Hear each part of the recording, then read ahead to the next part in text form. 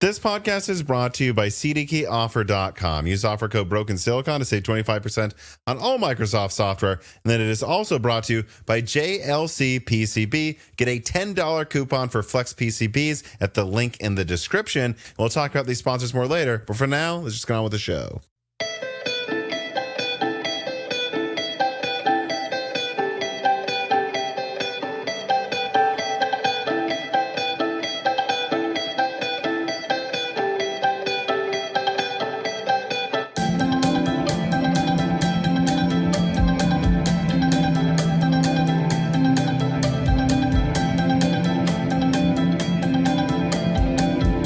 Welcome to Broken Silicon, a gaming hardware podcast. I am your host, Tom, and today I'm joined by my co-host, Dan. How's it going, Dan? Pretty good. How are you doing? Good. It's been a pretty nice weekend here. Some hiking, a lot of outdoors. It's funny, when me and my girlfriend were hiking, it's like 79 degrees or something. She just randomly goes, because she likes doing this because she's from Tennessee. Of course, I'm from Minnesota. She's like, well, what temperature is it in Minnesota? How's your family doing there? And I'm like, I assume it's warmer. And then I looked and it said like 39. I'm like, oh, not really. Yeah, it's been interesting. It's vacillating between like 50 and 39. So that's pretty cool. I'd like it to land in the 50 to 60 area, but screw it. Screw it. We'll just let, I think that's funny you say that too, because I think, obviously TV shows like Fargo and just tons of popular culture around Minnesota. Everyone thinks it's constantly cold there. But I think a lesser known thing about Minnesota is that while the winters are on average colder, and everyone in the U.S., because the U.S. has temperature and weather fluctuations more often than a lot of other places like around Europe where the temperature is more stable. Everyone in the U.S. seems to think that it's weird that the weather's different from day to day. Go to Minnesota or Michigan. It is so much more of a swing than you people in Texas are like, it's now raining. It's like, no, you don't. It'll be like 30 one day, 60 and sunny, actually later in the same day sometimes. Like it is. Yes. Yeah. The upper Midwest is same with just the Midwest in general, has the most ridiculous weather fluctuations I've ever seen. And I've lived in multiple places in the country. Yeah, I know. And I just want to go out golfing, man. But it's too cold half the time. Half the time. The other half still as hot as any other place for some reason. It's just I guess that's the bi-weekly weather update that we seem to be doing every time now, mostly because the weather is so goofy, though. Let's get into corrections. Carbon Cry writes and says, Tom and Dan, you're wrong for making fun of Microsoft's supposed misuse of their Skype acquisition in the last news. Broken Silicon. Skype's technology is used to jumpstart teams. That was the point of the acquisition, and so clearly it has massively succeeded. Unlike Skype, a personal communication platform, teams are actually bringing in revenue. Imagine if Microsoft locked Skype beyond a Microsoft 365 subscription or tried selling it to serious businesses. Instead, they stealth rebranded Skype into professional and are not free teams and let the old brand die. So on the one hand, Carbon Cry, sure, there's an argument that Microsoft at a macro level didn't make some huge mistake, or it wasn't like a mistake or a failure that they bought Skype overall. But, and yes, sure, whatever, team successful. But it's also successful? Zoom. Yeah. And they could have had Zoom a decade before Zoom, and they didn't. And that is a failure, and I refuse to relent on that.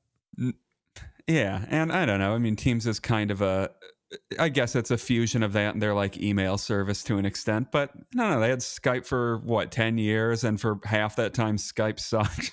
I mean, my God, like a year after Microsoft bought Skype, just became useless. Yeah, although I guess everybody that works from home has to jiggle their mouse every once in a while to make sure that Teams still thinks you're active. So it worked in that regard. Mr. Sideburns writes and it says, minor correction for Tom, read the AI failing to make good content. I completely agree with the Coke ad, for example, being trash, and I don't think it should be used to remove the need for actors. AI shouldn't just replace good actors. But I have seen very good short clips made with AI. Check out Neural Viz. It is hilarious and showcases how AI should be used by small creators to extend their artist creative work. Also, RP Prague Snarl. So, have you looked into this, Dan? Have you looked at any of these short clips? Yeah, I'll say.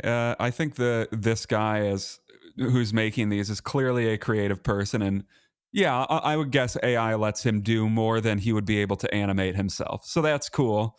But he's also clearly doing a lot of work in the back end that I guess the entire Coke Corporation wasn't willing to do.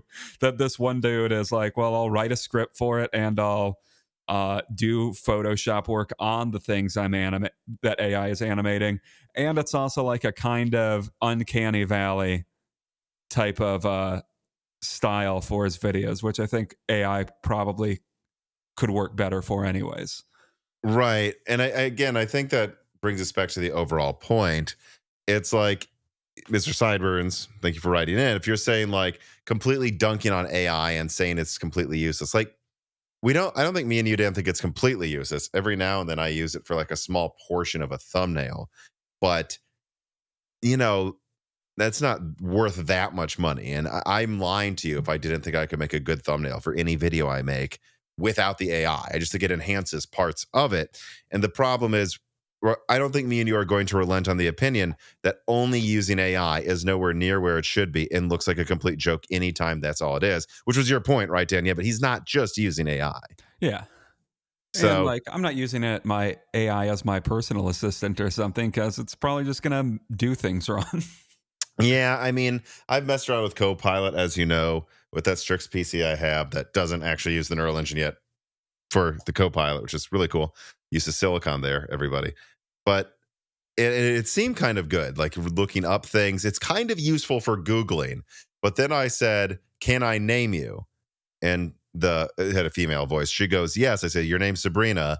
Waited. Mm. Within like 10 minutes, it didn't remember the name, nor my name, nor anything. And it's like, so what is this? If it can't even remember a name, I said 10 minutes ago, how useful can this really be? It still seems very limited in usefulness. Yeah, just like when my friend group chat, I say, speak in the voice of Tony Soprano. It just stops doing it after a while. And Yeah, I'm it like, just stops no, doing it. I want you to do that forever, Meta. Right. So I stand by it. It's just not really there. And any example I think we can come up with where it truly seems to be useful is just adding flair to things we could already do, admittedly, entirely from end to end on our own. Right. Mhm. All right. Let us now move on then to the first story. Story number one: Nvidia RTX 5090 and 5080 laptops reviewed. Going to quote from Notebook Check, then from The Verge. So first from Notebook Check. 3D Mark benchmarks between R2, Shanker, Neo 16 test units with otherwise identical Ryzen 9 9955HX processors shows that the RTX 5080 unit is roughly 10 to 15% slower than the 5090. This deficit translates fairly well when running actual games. The relatively small performance drop between the two enthusiast GPUs means it may be worth configuring laptops with a 5080 instead of a 5090 to save hundreds of dollars, if not more, by the way, or for better performance per dollar. Then from The Verge, is the Blade 16 from Razer is supposed to be great for productivity, creativity apps, and gaming, but it costs $4,500. Part of me really likes what it has to offer, and I'm downright impressed with how cool it can run under load. But another part of me thinks the price is outlandish if things are randomly still crashing under light loads and you have to charge multiple times a day. For that money, you can buy a $2,000 MacBook Pro that can handle creative workflows and last well over a whole day, if you don't mind macOS, of course. And then you'd have another $2,500 left over to spend on another gaming laptop or an even more powerful desktop. And so, yep, Blackwell laptops are out. And to hopefully nobody's surprise, they're very meh. I'll say I'm surprised the 5090 isn't performing a little better, to be honest. But with minimal performance improvements over Lovelace laptops and seemingly including the same instability and driver issues of their desktop kin, the only shocking part is seeing NVIDIA and AMD laptops together often in the top end. Finally, if everyone remembers last gen, it seems like there was a rule that you couldn't give more than a 4070 to an AMD laptop. But even 5090 laptops fall 20 to 30% behind the desktop 5080, and outside 4K only beats the laptop 4090 by 10 to 15%. So in conclusion, RTX 5090 laptops seem completely outlandish and disappointing, but the 5080 could find its way into laptops more competitively priced compared to their Lovelace alternatives. However, one does have to ask, will laptop Blackwell supply be any better than their desktop counterparts? Because if the answer is no, then one has to ask Further, will the only gaming laptops effectively for sale in 2025 be AMD APU laptops? All right, Dan. So, yeah, I mean, I think this flew under the radar for some people, probably because there's just not that much interest in Blackwell anymore for obvious reasons that we've beaten to death. But what did you think of the 5090 and 5080 laptop reviews, Dan? I think for more 5090 laptop reviews need to come out for it to be definitive. But for what happened, for what's out right now, yeah, it's pretty disappointing. Like, I was surprised to see how much there was a lack of performance gain versus the 4090 laptop in real world usage, where like it it's really not performing any better than a lot of the 4090 models. At average, I guess you can say the minimum frame rates are better. So that's a plus. But I don't know. It's not real world usage that much better than a 4090 until you factor in like efficiency, where that's really where the gains come from versus 4090 laptops. And the other gains, I guess, are battery life when you're comparing it to a 4090 laptop, where last gen, I mean, the best was like, I don't know, 75% of the battery life as the 5090 laptops that was reviewed recently. So there's that. But I don't know. With that, it's kind of unimpressive. And with the lack of stability, it's hard to recommend getting it for anything. Yeah, and here's the thing. Looking at the amount of CUDA cores, we have like around 10% more CUDA cores.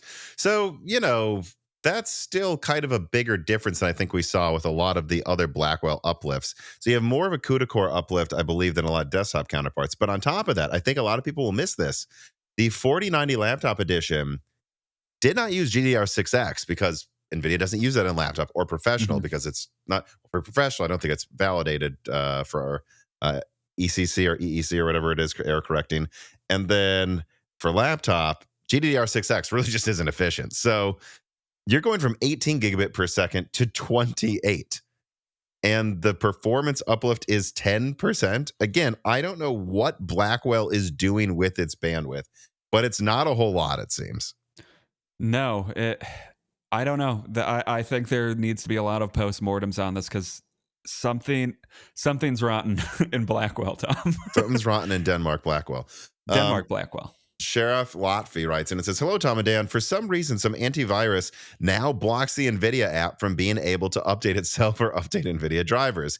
WebRoot and McAfee were the common ones. I've run into this issue myself, and so have many others on the internet from what I can see. Why have NVIDIA just completely fumbled this generation, including things like this, which can affect AI workloads?" I feel like we get a reader mail or a story that touches on this every news episode. I don't know. There's just constant issues with Blackwell. There are constant issues with Blackwell, but to be fair, this could be some dumb BS with Windows too, where I don't know. Windows also has this weird crap happen all the time. Which, hey, Steam, looking at you to be a viable replacement. Also the stability and software issues Blackwell's had. I didn't really consider how big of a deal that would be for laptop, because I think you'll agree, Dan, any issues you have with software on desktop, get ready for the laptop to have twice as many, pretty Mhm. much. And so I don't think I would get any Blackwell laptop because again, it's juggling either integrated AMD or Intel graphics and their drivers with dedicated NVIDIA and switching between all of these components with OEM drivers. One of the main reasons I've switched to APU only systems is, number one, they got good enough after Hawkpoint. I thought we did it. We're there. Mhm. But number two, I never had a crash or issue on my Hawkpoint laptop. And I cannot say the same of any other laptop I've owned, except I remember my Broadwell laptop also had no issues because it was just an APU. And that was before Intel decided to have horrible drivers with their graphics for some reason. Well, that is definitely a benefit of just having an APU. Is there are just fewer parts communicating. There's fewer points of failure, and if an APU is strong enough, then hey, who cares? You don't even need the GPU anymore. Yeah, and so I don't know what much else there is to really say about this. The 5080 is probably close to the performance I expected. The 5090 has fallen short for sure. And I just think my near blanket non recommendation for NVIDIA this generation probably extends to laptop. I mean, I'm sorry, if you can get a Hawk Point system that's decent for $500 to $600, 500 to 700, let's say. I mean, that's going to be weaker than a 3050, but I mean, it will play every game and be a lot cheaper and not have issues. And then if you want to go up to like a $1,000 to $1,200 Strix Point, you're getting 3050 performance without VRAM issues for less than you would get most of these other Nvidia laptops. And then if you can swing Strix Halo, which remember, Strix Halo is still rolling out, assuming that gets into more builds, I don't touch anything unless it basically comes down to the same thing as on desktop. Do you need a 5090? If you do, then I don't know why you ask my advice. But if you don't need a 5090, I think you'll make do with Strix Halo or Strix Point or Hawk Point up and down the stack. And there's really no reason to bother. Yeah, I mean, when The Verge's soft recommendation at this point, at least, is save $2,500 and get a MacBook Pro that's more stable, it's kind of hard to recommend. I know. I mean, and again, so anyone who complains about Apple pricing, I mean, Nvidia laptop pricing making them look like budget. Yeah, we're to Nvidia premium pricing now, I guess. All right. Well, speaking of Nvidia premium pricing, let us move on to the second story. RTX 5060 Ti launches April 16th with 8 gigabyte and 16 gigabyte flavors. Quoting from TechSpot, a tipster on board channels claims that Nvidia plans to launch the RTX 5060 Ti on April 16th, aligning with prior rumors indicating a mid-April debut. The 8 gigabyte and 16 gigabyte variants might, we're not sure yet, carry the same price tags as the 4060 Ti, at least at launch, although they dropped that pricing eventually, $400 and $500. The tipster stated that NVIDIA is pursuing aggressive pricing. I tell you, whenever you got these leaks from the forums in China, their definition of aggressive pricing is very different than mine. Likely to have at AMD's Radeon RX 9060 and 9060 GPUs. Additionally, new listings for pre-built desktops featuring the 5060 and the 5060 Ti. Support claims that retail is going to have minimal price hikes over the 4060 and 4060 Ti equivalents. Stormcraft's cheapest RTX 50 series model featuring an unspecified 5060 Ti variant for $1,300, so I guess that means they're not sure it's 8 or 16 gigabyte, is the same price as one of the company's 4060 equipped systems and only $100 to $150 more expensive than other models. So, and it features, so yeah, yada, yada, yada, yada. There's a lot of evidence emerging that, yeah, they're probably going to keep the same MSRPs as before, at least with the 60 Ti's. And yep, I'm not going to show a leak on screen. I don't think there's a point. I'm just going to say that about a week ago, I was told April 16th is the release date of the 5060 Ti as well. The only reason I actually did initially have plans for that last Zen 6 LP mega tasking and Switch 2 analysis. The original title was RTX 5060 Ti release date leak. Zen 6 LP mega tasking, but then I googled it and people had leaked the April 16th release date a month ago, and I'm like, well, this isn't really. I should probably talk about the Switch 2 over this, but because it's coming up, and I for some reason saw new articles popping up again about the same release date that I think 10 other people have leaked, I will throw my hat in the ring. Yes, that is when it is launching. I can confirm it, April 16th. So verified now by Moore's Law is dead. Anyways, what do you think of the 5060 Ti, Dan? I mean, I think the 50. We've talked about this before, but I think the 5060 Ti, especially if it launches in decent numbers, has the best potential for any Blackwell card this generation as, I don't know, relatively speaking, performance-wise. I don't know. It seems like the further stack down the stack you get, the more potential it has, relatively speaking. So I don't know. Hopefully this stacks up decently against the 4060 Ti's performance. I mean, if they're going to go for the same MSRP, it should, but I really don't know with NVIDIA anymore, because I mean, you're seeing, generally speaking, a slight price cut at these mid-range cards, so you would hope for 450 and 350 with these. Yeah, I mean, at the end of the day, let me see here. Let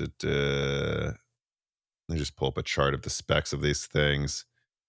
This still uses 206, that's right, but this uses, I don't think it says GDR7. Yeah, so I just think with the 5060 Ti, I agree with what you're saying when it comes to the specs, because it's going to have slightly more CUDA cores than the 4060 Ti, but importantly, it will have GDDR7, so massively more bandwidth, which was a very real problem. Apparently not for the 4090, but apparently for the 4060 Ti. And so I think it's plausible this could be 30% faster than the 4060 Ti, at least 20% faster, and that will put it, I guess where would that put it actually? I mean, it might put it pretty damn close to the 5070.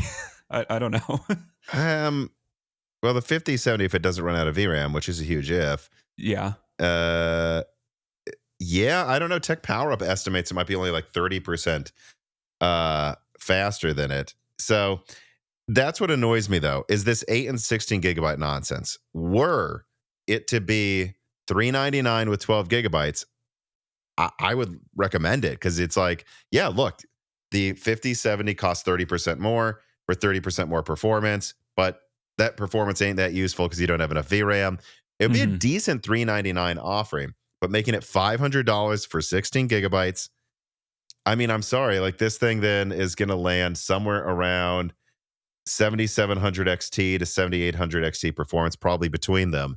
And at $500, this is no improvement over the 7800 XT.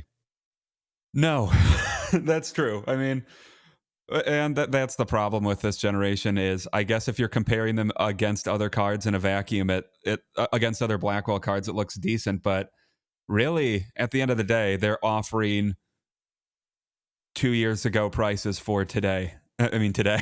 That's all they're doing. And with this MSRP, that's the spikes in pricing we're seeing.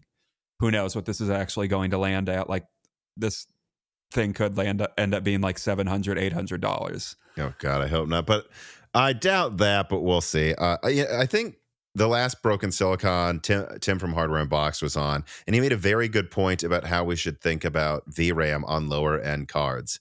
He's like, usually you want an improvement in price or performance, generally both, of an average of at least 20%. So if there's a $500 card here, you want the replacement to be 20% faster, or if they make it like 10% cheaper and it's only 10% faster, Sure. that's fine. And we saw this with the 7800 XT, which, yes, I think should have been called the 7700 XT for the millionth time, but whatever. It was actually 30% cheaper than the 6800 XT, 5 to 10% faster. And that worked out to a pretty massive price performance uplift. But that's because it had enough VRAM. The way to look at low end cards is we want a 20% or more uplift for the high VRAM model compared to whatever the cheapest Okay. other model was. And I agree with that sentiment. So what NVIDIA is going to want you to do is say, wow, look at the 5060 Ti. It's 30% faster, let's say. We don't know for sure, but let's say it's 30% faster than the 4060 Ti for the same price. What a great price performance uplift. And it's like, yes, but 8 gigabytes isn't enough. What we should have is the 16 gigabyte model, 30% faster for 400. That is how, and the Yeah, 8 I see what you're gigabyte saying. needs to be thought of as, you know, a sub premium, a discount from the prior gen. Yeah, at this point, it's an 8 gigabyte card. This would be a bargain bin, like high frame rate 1080p card, maybe. Like that's what it's useful as. So I don't know. I would hope that thing they could sell it for like 330, maybe 350.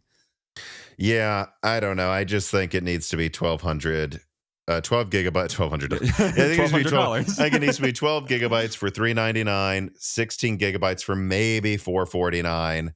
And then like there just shouldn't be an 8 gigabyte model, and then there should be an 8 gigabyte 5060 for like 250 or something, and everything else just does not make sense. Well, that's becoming something of a pattern. They think this weird imbalanced RAM thing in the middle of And their they had a chance. They have 3 gigabyte modules for GDDR7. yeah, but they seem to like the 60 to 70, like that entire area. They like the RAM being completely imbalanced and make no sense because they've done it for 3 generations now. So I guess that's So that's one what they has to want. ask, is that what they want? Because Yes. I remember 4 years ago now, I was talking about the 3060, and it's like seems like a weird fluke. It's not a fluke anymore. This is just It's what they keep doing. right. We can't keep thinking of this as a fluke if they keep doing it. Yeah. Planet AI Max Plus Pro 9 trademarked writes in No.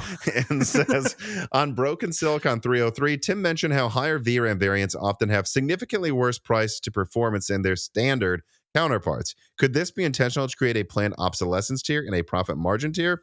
Feels stupid, but I've seen worse. Well, so the short answer is yes, but I do think there's a nuance people are missing about like why we have this weird stagnation in parts of the market from Nvidia and others they seem to play around with. This is a theory I've been playing with around in my head for a while now that I've basically said publicly, but I want to connect all the dots. What I believe Nvidia is doing gen over gen is freezing the value slowly from the bottom of the stack towards the top to lock in Mm. margins with the more mainstream cards where they still try to figure out what they can get away with the tier above it. So they start with the 50 series. What can we charge for this? Ooh, they paid that much. Let's charge more. They didn't. Okay, but we're not going to really up. Okay, well, it's selling well. We're not going to really up performance much gen over gen anymore. Like taking what AMD said of this level of performance for this price is all gamers want forever. Nvidia is not just doing that with like the RX 480, then they went 5500 XT, then 6500 XT. Nvidia is trying to do this with the whole stack. So the first card I think Nvidia really did this with was the 60 series. If you look back to the 3060, even comparing the 3060 to like the 2060 Super, there's not much of a performance uplift there. And then you go from 3060 to 4060, very small performance uplift. I don't know what that to 5060 is going to be, but you see them, especially in mobile, just kind of freezing performance in the 60 series. And if they want to raise performance, they're not going to do it by making anything eat into their margins. What they're going to do is if they have to go to a new node, they're just going to use a smaller and smaller, ever increasingly smaller die. That's how we get to this point, where we have the 60 class cards have the die sizes of like a 1650, and the 5070 borderline has 50 class die sizes now, certainly 60 at best. And then they moved on from the 60 then to the 70. So then like think of like what they did with the 70. The 5070 compared to the 4070 still just has 12 gigabytes. And yes, they went to GDDR7, which costs a little more, but now the die size is slightly smaller. So now they're keeping the same profit margin at the same price and barely increasing performance gen over gen. They did it first to 3060 to 4060. Now they're doing it with 4070 to 5070. You can kind of see them doing it with the 80 class even. It's like barely better, same die size. And if NVIDIA gets away with the 5080, they're going to do that and freeze the 5090 of the 6090, and we won't even get the top die in gaming. Well, yeah, and I'm just looking at this like looking at the 2060 Super compared to the 3060. Yeah, it's not that much. It's pretty similar performance. The 3060 or 3060 12 gigabyte is slightly better performance. Then if you're comparing that to the 4070 Super to the 5070, it's slightly more favorable a comparison to the 5070, but it's only like a few percentage points more versus when you comparing this 3060 to the 2060 Super. So yeah, that I see what you're saying. It's like NVIDIA's like 60 keeps selling. So from now on, we're not spending any extra any generation to make it better. If it has a better node that's a lot more expensive, then the die is going to be smaller. We'll only give it more RAM if it's basically free to do so. They're now doing that with the 70. And I would say they are also doing that with the 80. And if they get away with it, they're going for the 90. They're going to make the 90 not cost more, lock at 2000, and maybe the top die won't even come to gaming. Yeah, we'll see. Yeah, it's getting pretty damn close to that. Like, definitely, I'm curious if the next gen will just see the 70 Ti and 70 just really not even be stronger at that point, because I think that's the thing to look for. Like, it might happen.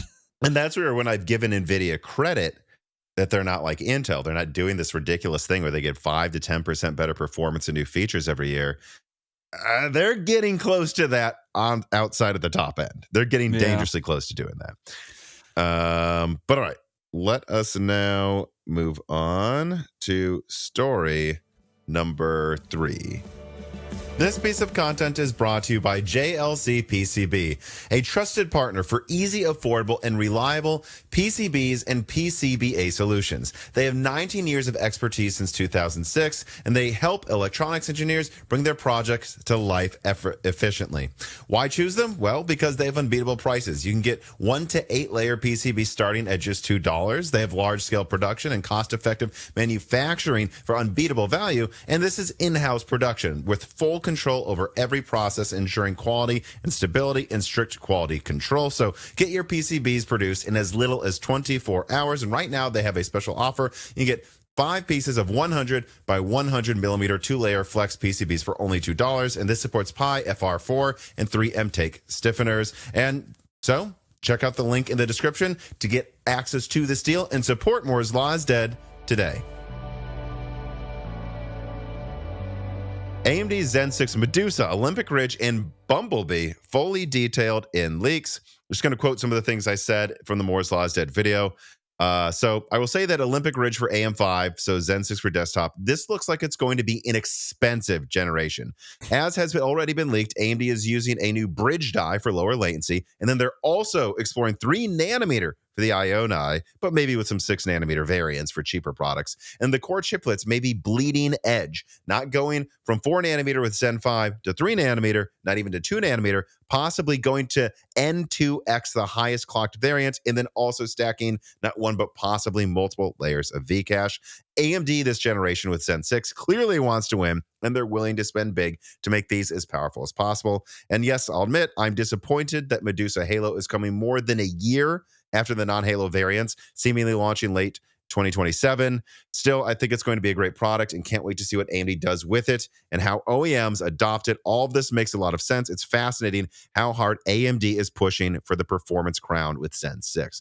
And so, yep, the AMD leaks keep coming. After first Medusa leaks and confirmation of Soundwave ARM APU specs, we have more updates from Zen 6 that came out a couple weeks ago. We've learned that AMD is looking to N2X for the core chiplets, that there is a monolithic version of Medusa Point that will use 3 nanometer alongside the chiplet variants, and then there will also be high-end N2P chiplets. I think this is important too, because this means AMD is using N2X for the highest clock variants, mostly desktop, N2P for the mobile variants, and where they will mostly probably use the N2P efficiency chiplets on laptop, it is conceivable they could use the bad N2P yields for the budget chips on desktop and use N2X for the crazy laptop chips.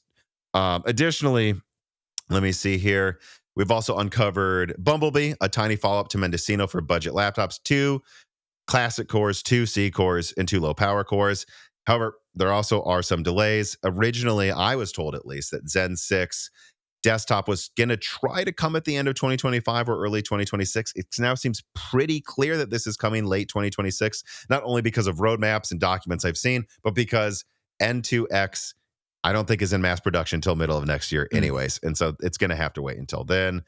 And then I guess there's a couple other crazy things as well. I have documents showing AMD may indeed use RDNA 4 on some APUs, although I've also seen documents that show RDNA 3.5, so we'll see. And I've also been told that Medusa Halo, well, it is being delayed to late 2027, that may allow it to use RDNA 5. And then last but not least, also this channel last week put out a video about the Zen 5 and Zen 6 LP cores on IO dies for both chiplet and possibly monolithic, both monolithic and possibly some chiplet variants. These are sub 1 watt cores with IPC better than Zen 3 running around 3 gigahertz or higher.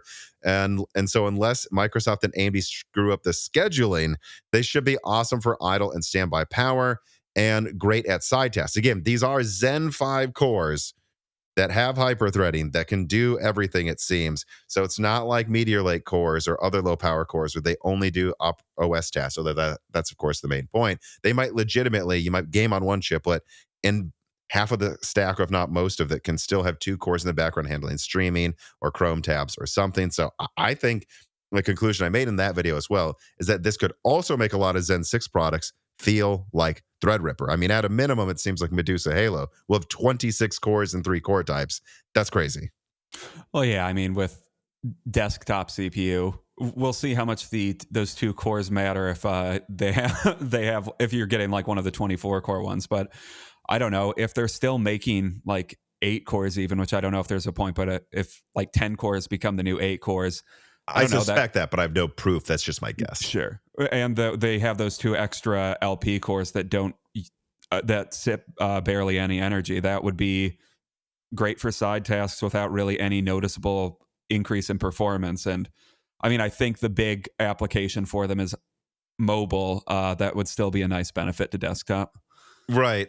Which actually, on that note, Crumbling Earthblocks writes in and says, regarding your recent Medusa leak, might the addition of LP cores to Olympic Ridge or Gator Range be specifically aimed at the laptop side of things to enhance battery runtimes? Dragon Range did very badly in this regard. I can't really think about big advantages for desktop, or am I missing something? So the notes I have here, I almost said duh to this answer, but I'm going to be nice because I did see for me, surprising amount of comments to the video saying, yeah, but aren't the low power cores for saving energy? To which my answer is yes, the cores called low power are for low power. That's not the point, though. I think we can all agree without even having, or I thought, without even having to say it, yes, that's the main point. But I think it's much more interesting than other things I've seen because these seem like fully capable cores. And most implementations of low power cores recently don't do that. They completely failed to do really anything effectively with Meteor Lake. And so that's why I think, yes, of course, they're mostly for laptop efficiency. Duh. But Sure. the fact that they seem capable of doing everything, I think makes them much more interesting than usual. It makes them not just a footnote. Like, we basically still pretend Meteor like 6+8 because who cares about the two useless cores? I don't know if that will be the case here, where even high-end enthusiasts and gamers will find use out of this besides just saving energy. Well, yeah. So there needs to be a threshold of usability to where like these core low power cores actually become useful, and like Meteor like just didn't meet that because I mean, even if you look at like Intel's benchmarks and what they put out, like this is useful for, we've made jokes about this, like running a blank Google Chrome tab. And Maybe in obviously, safe mode, like booting up, not yeah. even connected to the internet, it turns out, too, with Meteor Lake.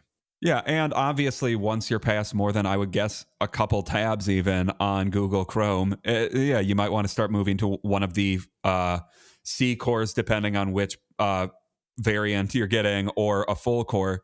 Sure, but that's still a factor in usability. That still saves energy. It's still 4 extra threads even on desktop, even if though efficiency isn't as important on desktop as it is with laptop. And I think we would agree, at least Zen 3 performance with 4 threads. That's usable. That's usable. Zen 3 is currently very usable still. Yes, I'm using one right now to record. I still haven't quite upgraded to that Zen 4 X3D system I And it's not I giving you have. cancer? Man, it's just, what, actually, joking aside, I think this is where people see low power cores and they think of Intel's E cores. No, they're not low power E cores. They're low power P cores. That's Yeah. much cooler, in my opinion. AI Hollow Knight writes in and says, is there no 5 or 4 nanometer wafers used with Zen 6? It seems it's only 2 nanometer for compute and 3 or 6 nanometer variants for IO dies. Of course not. We didn't use 6 nanometer, or I shouldn't say that. We didn't use 12 nanometer for Zen 4 or Zen 5. We went straight to a newer node for the IO die and then an even better node for the core. Now, AMD's being aggressive about this, but I think two things here, AI Hollow Knight. They are still going to use 3 nanometer and even N3C, which is, I don't like the N3 cheap version for Bumblebee. So they're going to use more nodes for some of the cores than just 2 nanometer. But yeah, I mean, it seems like they're not using 4 nanometer for any of the IO dies. And I don't really know why they would. If you want to save money on the IO die, use 6 nanometer. And they are planning to use 6 nanometer, it seems, for some desktop and Gator range variants. Well, and given that there are now cores and every Zen 6 die seems to be an APU to some extent or an SoC now, like having them all on a relatively new node seems more important to me than it used to be. Exactly, because I guess like with 6 nanometer, when 4 nanometer came out, 6 nanometer was still fairly cutting edge, and they had variants of RDNA 2, I guess, for 6 nanometer that were made for Mendocino. So they're like, yeah, let's take the Mendocino IP block that we already designed, throw it on desktop that doesn't take up much space. Well, if you're thinking about giving them more fully featured integrated graphics, which what I saw in a document that I leaked is 8 compute units of RDNA 4, which probably comes with Infinity Cache then, and if it does, probably brings almost Strix point performance to even these like mid-range and cheaper APUs. Like, once you've designed that IP block, it kind of makes sense to just use it again. And it makes sense to use 3 nanometer because you'd want to use 6 nanometer when there's less logic. Like shrinking like the memory controllers, you don't save as much space with newer nodes. But if you can just fit a decent integrated graphics on there when they become like 2 millimeter squared per compute unit or whatever, then you might as well use the newest node. I mean, you might as well, or one of the newest nodes, I should say. Dead AI writes in and says, from the Zen 6 leaks, is there any info on a new chipset for AM5? It is clear at this point that AM5 is behind in connectivity compared to LGA 1851. Kinda. However, the current 800 series chipset is mostly just a rehash of the 600 series with mandatory USB 4. It is, which further reduces the numbers of available lanes. I do hope they would crank out a new generation of chipset, maybe this time with more PCIe lanes and something like PCIe 5.0 GPU chipset uplink and ship the USB controller into the chipset to allow for more I/O directly to the CPU.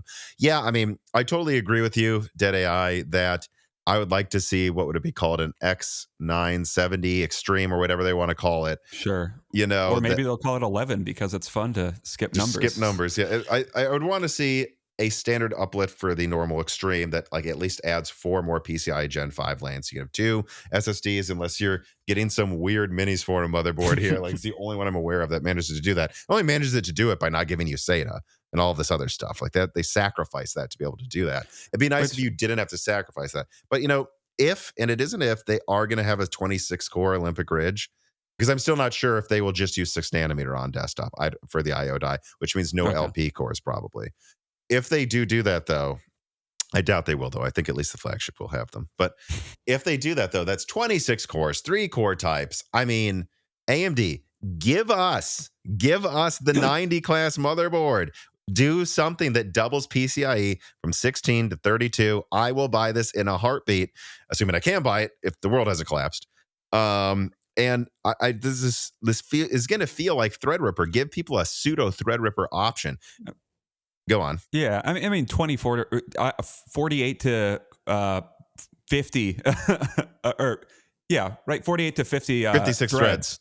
Yeah, No, I mean if 52 threads. okay. Yeah, oh yeah, you're right. That's a huge uplift. That's getting to Threadripper levels of threads. Yeah, give us something that rivals or pseudo HEDT. Like none of this crap this generation or next generation where I don't know the Zen 5 chipsets they were almost a lateral upgrade or a side grade They to were. last generation. Like they didn't really give you any more IP. Like IO. It's kind of crap. Yeah, and it's like it's in this bizarre situation where like I was so excited. God, what was it? X570? Yeah, X570 came out. I'm still using an X570 board while we're recording. And it was like, whoa, you can get 2 PCIe 4.0 M.2s and 4 SATAs and all this USB. And I also had room for a sound card. And it's like, at the time, that was still not like HEDT. But yeah, I mean, not everyone had M.2 by then. You had room for 6 SSDs. This was awesome. Now we're getting to a point where, at least right now, I'm going to upgrade to this Minis Forum. What is it? BD790i motherboard. And with that, I just got like a 4 terabyte Gen 5 SSD and said, screw it. Like, I'm going to get the one that has the 2 Gen 5 SSD slots because I have nothing, like the most I can find is like, here's like 3 or 4 M.2s, but in like a motherboard that costs $600 and can't fit in a micro ATX case. At that point, I might as well not even bother. I would have bothered if they felt more like HEDT. And also, by the way, they had micro ATX options. And like that really needs to be rectified with AMD. There needs to be, I think, a Threadripper tier, and they do need new chipsets for Zen 6 because Zen 6 is a huge uplift. Yeah, and I mean, I do remember us talking about that a couple of years ago, or not even however many years ago that was at this point. Yeah, it really did seem like that's where they were moving towards, and their stagnation with their chipsets is pretty disappointing. Yeah, and to directly answer your question, Deadeye, I don't have any info. I actually asked a source at AMD before we started recording. This person is not familiar with if there will be a new chipset. I think we can guess there probably will be, but I have no details. Askar writes in and says, with regards to your Zen 6 leak, 1, do you have info on DDR5 speeds? I don't think. Oh, wait. Wasn't there? Yes, I do actually. In my Soundwave leak, I can pull it up here. I believe. Yeah. So what I can tell you is this. Soundwave is supposedly in late 26 going to use LP DDR5 9600, and that's a budget APU getting clock speeds for the RAM that are like what, like 10-20% faster than what we have now. So again, when I look at that, I would go, yeah, so I think they'll probably have DDR5 10,000 support or something. Don't quote me, but like if they're already getting to 8,000 now, Mhm. this seems one to one with laptop capabilities. I think they'll get to at least 9,000 or higher. Like it will be faster. Yes. He says Zen 5 didn't really up the gap. Yeah, I mean, it did. Oh, and then he It says, oh, did. do you think there will be a stopgap plus generation later this year? Still not Wha sure. I've heard references to a Zen 5 Plus from one source at AMD, but this person thinks it may just be referencing like low power Zen 5 cores, like it's a Zen 5 low power plus, or like they've played around with Zen 5 pluses for some APU variants, but no, I haven't heard anything concrete about there being a desktop. I don't know if there's a real need for there to be a Zen 5 Plus. I mean, a 2-year release isn't that schedule isn't that crazy, unless OEMs are really pushing them to do it for some reason. No, I agree. I don't think they need it, especially because it sounds like Intel's only going to have Arrow Lake refresh this year, and AMD's just got dominance with Zen 5X Yeah, 3D. Um, but I would say it's possible. I mean, I think people continue to sleep on the fact that Strix Halo seems to have Zen 5 Plus, Hmm. and were they to do a few more things, there's definitely room for a Zen 5 Plus. What I would say to AMD if I were advising them, if they think they can easily, especially if you can share the chiplets Strix Halo already uses, so you already got that all design and manufacturing, I would consider a Zen 5 Plus generation, if it did up performance overall 5 to 10%, and then you did have a new IO die that included some nice new features with better RAM support that would also improve performance, if you can get that out quarter three Sure. this year. I doubt it though, because that's now 6 months away, 5 months away. And at that point, already in April, I feel like we would know if that was going We to would have happen. heard, yeah, things would start leaking by now, probably. But if they could be like early quarter four and they think Zen 6 won't launch until the very, very end of 27, if you have at least 13 months of this being the flagship, I don't think it'd be the Sure. dumbest thing. Why not? Yeah, I mean, 27, sure. I guess there's a need to. Um, TMC Payton writes, and it says, in your recent Zen 6 leak, there were mentions of RDNA 5 and APUs instead of UDNA. Is this similar to Vega having a longer tail than the rest of GCN and continuing to get RDNA 1 updates? My guess is AMD would do this for die savings and some of the CDNA compute tasks may be executable on the neural engine. Well, so Carbon Cry puts in a note, well, look, if it's RDNA 5, it's going to have all of the compute capabilities of RDNA 4. They wouldn't, like, or they call it RDNA 3.9 or 4. Like, I don't know, something else.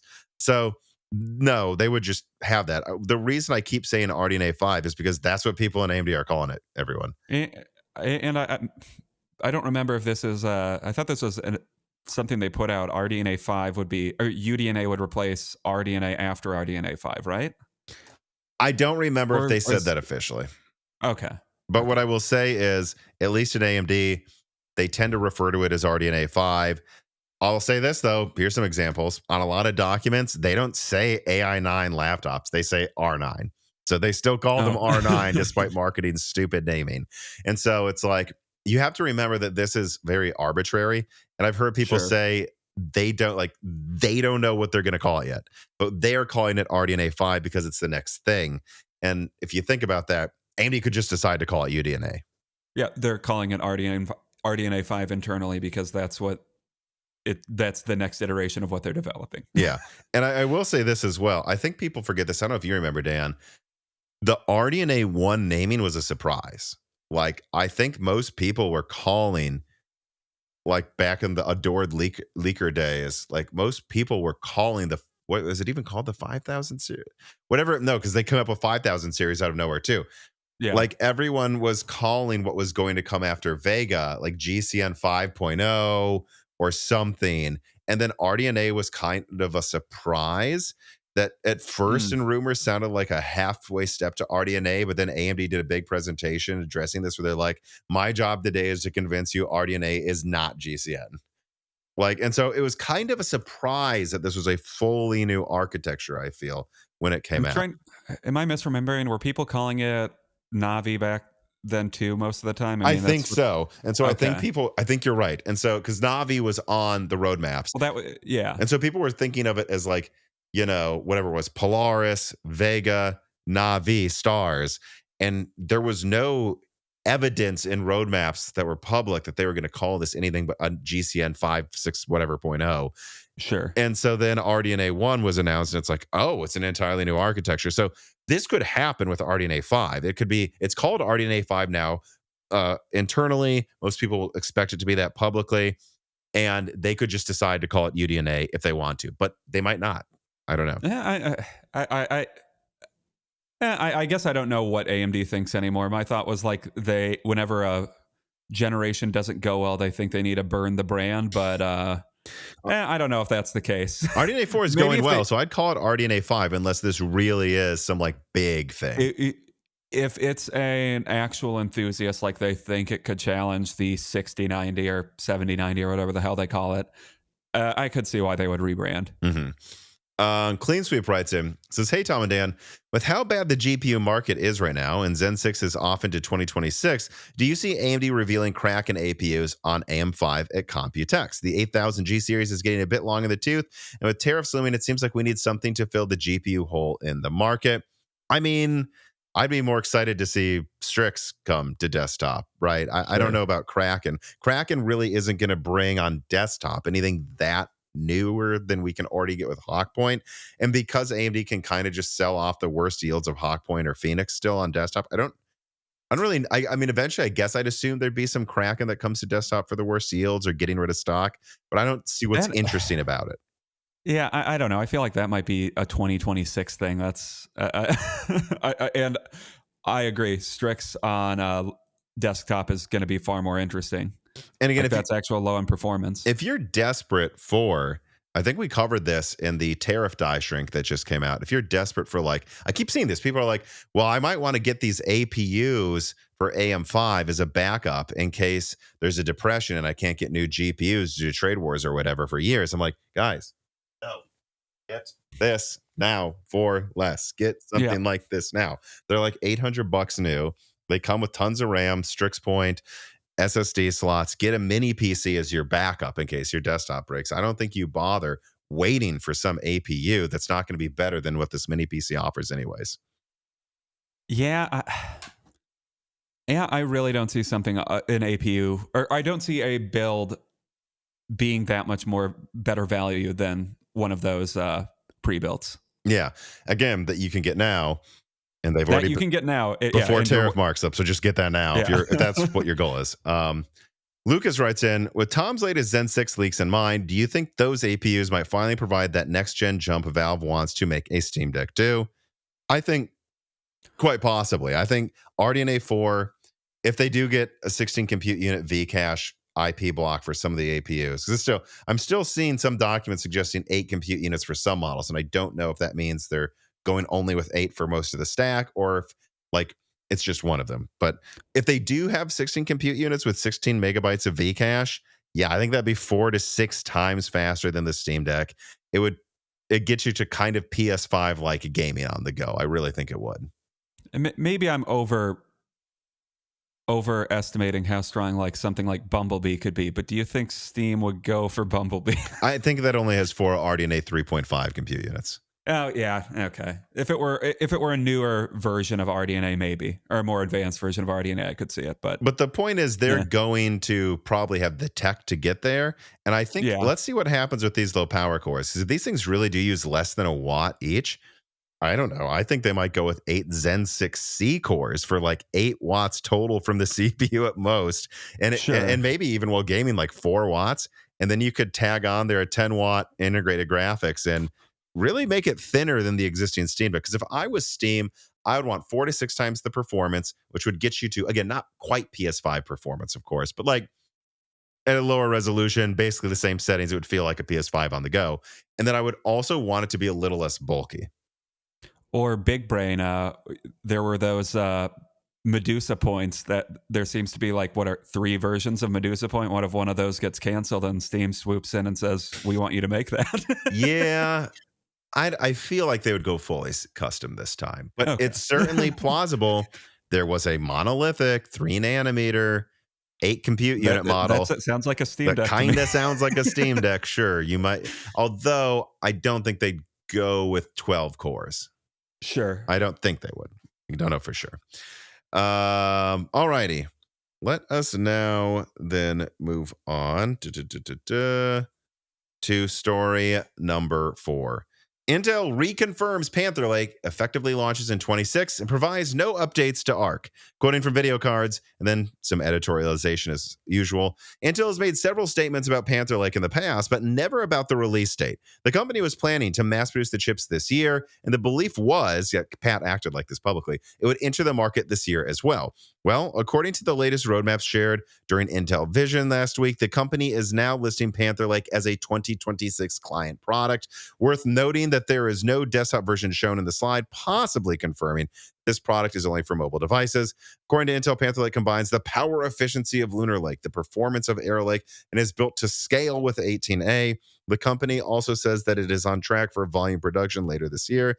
Worth adding that Intel is also proudly presenting all client markets where current generation architectures are used, including discrete graphics. Although it must be noted, there was no actual update to the Arc GPU family. They seem to just say they'll keep selling the same stuff. What does that suggest, people? So yeah, Intel's Vision 2025 event happened, but so far it's difficult to judge what Intel is actually saying about its future. Lip-Bu could be a great CEO, but the event had too many old faces and, frankly, old phrases to be sure. Intel is laser focused on the customer's needs, and of course, they feel in 2024 they have set ourselves on the right path. The most difficult part of covering Intel really is that we just cannot trust even their own internal projections, let alone what they just said at Intel Vision publicly. The only thing we can trust is that ARC still seems effectively canceled with no announcements about Celestial, no announcements about high-end Battle Mage either. But we were told even through late 2024 that Panther Lake was a Q4 2025 project, but now we know it will miss the holiday season completely. They've been very weird and flaky on that too, by the way. They're just like, oh no, it will launch to some customers 2025, so it's not delayed, but it's a 2026 client product. They're now putting 2026 client product. I don't know. I don't see like seeing that cagey phraseology being put into their presentations. What I don't know. I just decide on a date, man. Like maybe a lot of this presentation was completed before Lip-Bu was put in place, but I don't know. I think he called this, so I think this was him. But okay. You're right. Maybe some of the stuff that was provided for him. Sure, I see your point, though. Yeah, that flaky nonsense I don't like very much, but in a lot of ways, I feel like you just need to give it a year for like a full or half cycle of products to come out. Like this is what they're saying the new deadlines are. If Panther Lake meets these new expectations that it's coming in, vaguely 2026, I guess they're meeting their deadlines they've set. And yeah, no Celestial for some reason. Tom, do you think the C890 is coming out? I think that will come out after that respectable leaker that told us Alchemist Plus is coming out. We still need to wait for a big Alchemist Plus, Dan. That's what we need to wait for, which is totally real and wasn't made up by some fake roadmap. Tom, I've got a B880 with me right now. Oh, shoot. So. ASD writes in and says, nerdy question and probably copium. Is there any chance of Royal Core / rentable units coming back, either from Intel's internal management under their new CEO or under Jim Keller at Ahead Computing on RISC-V? I run Linux and more cores isn't enough. I need more core from my cores so I can multi-thread. Will I multi-thread? Very funny, but Carbon Cry writes in an answer to this and says, well, Jim Keller's only on the board of Ahead Computing. The company is not under him, but Tens Torrent, he is the CEO of, has their own big server-grade RISC-V CPU that seems to be working fine for them. Anyways, so forget the Jim Keller aspect of it. I will say that I do know that there is another company out there from people who were working on rentable units. And yeah, I mean, I think they're still going to try to do something with that. And I think you're going to see the people that left Intel's teams probably try to do this type of stuff at other companies. But will Intel do it themselves? It's actually a maybe. I've heard that there are aspects of it that might be kept, but it still mostly sounds like rentable units are just done. And I would remind everybody that I had a big Griffin Cove leak. Again, this is what I put out these Intel leaks. People forget I put them out. And just because I don't have another leak for half a year doesn't mean I have anything new. Just go back and watch my Griffin Cove leak where supposedly they are working on some impressive stuff. Again, I just think Intel's kind of worth ignoring a little bit until Nova Lake and later. Do you remember where Griffin Cove lines up, or I mean, I guess. Yeah, I'm pulling it up, the leak now. Panther Lake 2025. I guess not. Nova Lake 26. Maybe we can assume that's Probably 27 at this 27. point. Yeah, so I think Nova Lake, they're trying to, again, it's Intel. They're They could still trying to meet get in that 20. out in 26. That could still happen too. Don't be completely So pessimistic. Griffin Cove is supposedly coming 2027. And so this is a maybe Okay. 2027 or later. This is a Zen 7 competitor. Okay. So I don't know. I don't know if I would expect it to make it to Griffin Cove, but maybe eventually it will come to some products 2 or 3 gens from now, or hopefully they get their act together and quicker than I'm expecting. Yeah. Karma Cry writes in, is Intel the underdog? They certainly are when it comes to performance and their products, but the best arguments for the Core Ultra 200 series are if you tweak and overclock them and then undervolt them, they're kind of okay. Similar arguments, might I add, to those made by Bulldozer. Yet, what I would argue Intel is still the overdog. And he just has a chart here. Intel, headcount, 109,000. Don't know if that's already much lower. Probably is. AMD, 28,000. Even if you add TSMC, it's less than Intel. Revenue, 53 billion for Intel, 26 billion for AMD. So yeah, double. Gross profit, 18 for Intel, 14 for AMD. Even though their margins are crap, technically gross profit is still higher. Yeah, I still think, so yeah. He goes, the only thing AMD leads in is margin and income.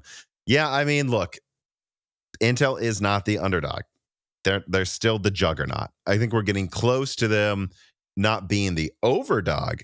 And I think maybe we can say they're not the overdog anymore. We should just think that there's Intel, Nvidia, and AMD, and let's see what they can do. And we're not rooting for the little guy if Intel wins. But I still think they're not the underdog. Not even close. No, they're a behemoth company, but if we're going to a ship analogy, they're the much larger ship with a bunch of holes in it. Yeah, they have holes, but they have way more cannons. They're much larger. You shouldn't, if you're the AMD boat, you're not like, we got this against those little guys. You're like, crap, that Borg might just fall over on us. Sure. No, they're not the underdog. I don't know if you would want to call them the overdog. I think they're just the two companies are just in very different places. All right. Let us now move on to story number 5. Jessie is excited that it's finally spring. She's excited to run around and jump in the yard. And you know what? I think this sponsor here will also make you jump for joy, and that is CDkeyoffer.com. CDkeyoffer.com is a long-term sponsor of Moore's Law Z that provides something I think the PC gaming community just needs, and that's reasonable pricing on Microsoft software. But they have other things too. They have games and other products that you can check out.